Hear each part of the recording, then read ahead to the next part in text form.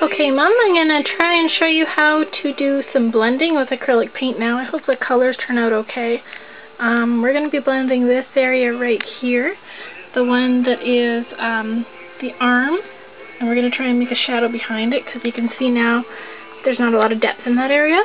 So I'm going to show you my palette. Right now I'm just using these two colors here. We have the phthalo blue, and we have I'm actually using gesso right now. Instead of titanium white, I'm experimenting with the gesso to see how well I am able or not able to use that. So far it's going all right, I think. Anyway, let's get started. So I'm going to dip a little bit into the phthalo blue first, and then we're going to go back over here. Sorry if this is a little bit shaky.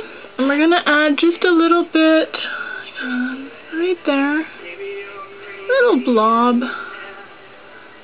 And there we go, nice little blob to that area. Now the angles we don't want to lose are on the cuff. So we're trying to prevent the blue from going on the cuff. And we're just kind of smushing the brush in a little bit. Don't be afraid to kind of smush your brush in there. And then we're going to go back over to the palette.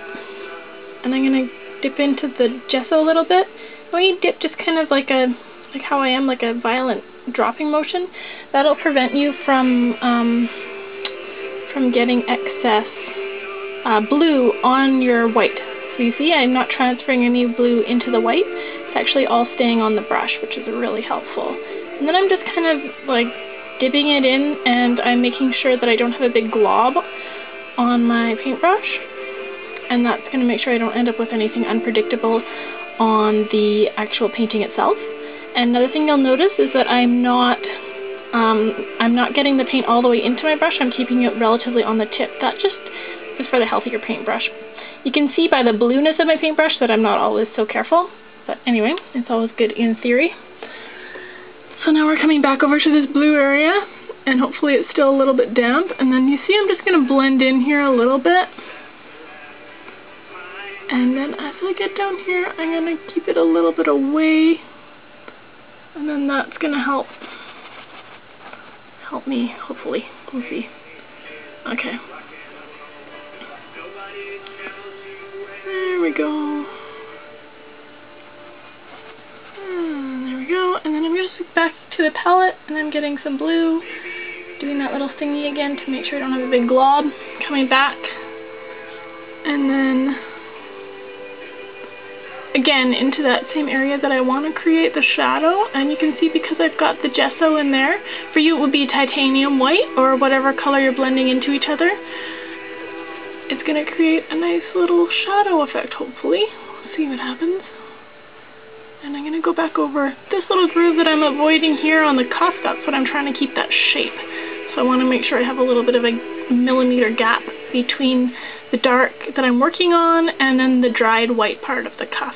And then I'm just going to kind of smudge it up a little bit. And again, I'm going to go back into the palette and get some white. And oh, there we go. That time I wasn't so good at keeping it uncontaminated, but whatever.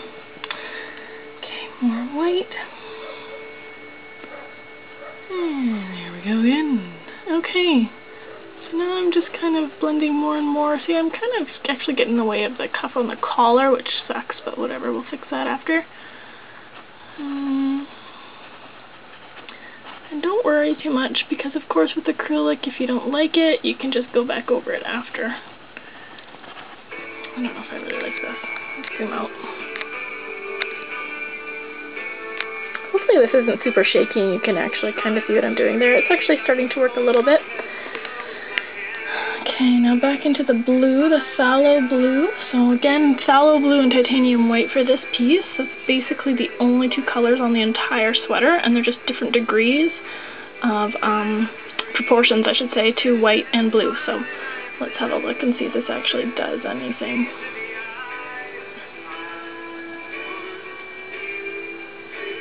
Oops, sorry. Okay.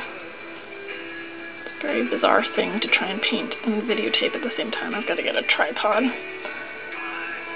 Okay, now you can see a little bit how that's blending. And I'm going to go and do an exaggerated shadow. Oh shit. Sorry, I just that nice white cuff shape I just kind of was telling you I had to be careful of.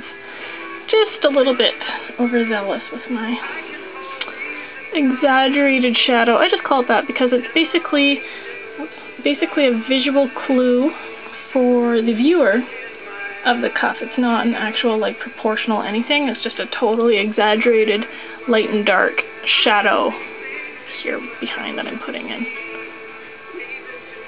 I like it. It kind of gives my paintings a little bit of a gory, grotesque outlook, but I don't really care, whatever. I like the effect, so who cares? Okay, there we go. Now I'm going to go back and get some more titanium or gesso or whatever the hell you're using. And again, for me, I guess this painting's the first time I've ever really worked with gesso instead of using white. And I don't know if I really like it. I find it a little bit thinner. It might just be the brand I'm using. I don't know, some people swear by gesso instead of white. So maybe as I go it'll get a little bit better.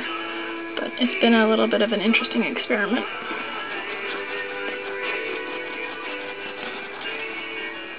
There, so that's the exaggerated shadow that I'm starting to put in now. I'm going to actually have to wait for it to dry completely before I can go back in and correct that cuff.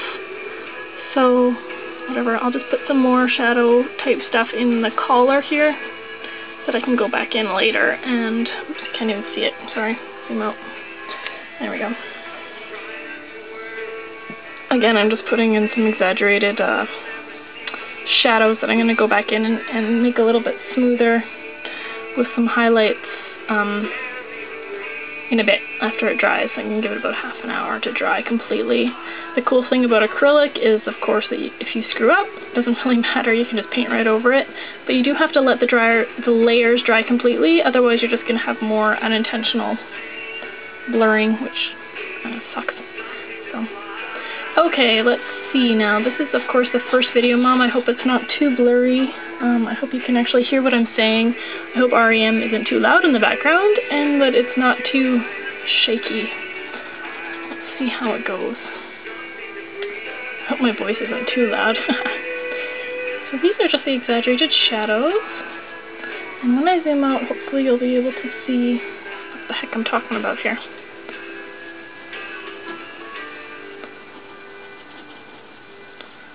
And actually we should have a shadow all the way down here because of his ear. There we go.